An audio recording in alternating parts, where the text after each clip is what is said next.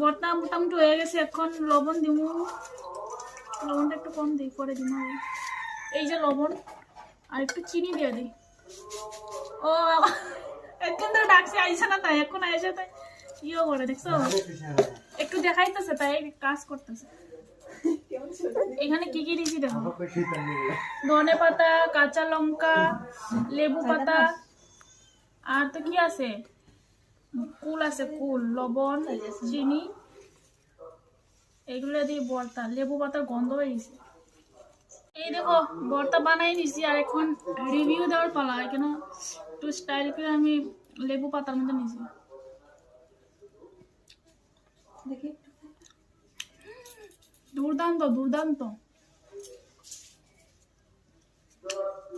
Chukka জালটা কম হয়েছে, মরিচ একটু দিয়ে লাগবো।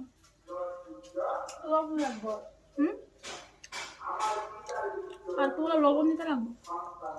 ঠিক আছে, আমরা খাই।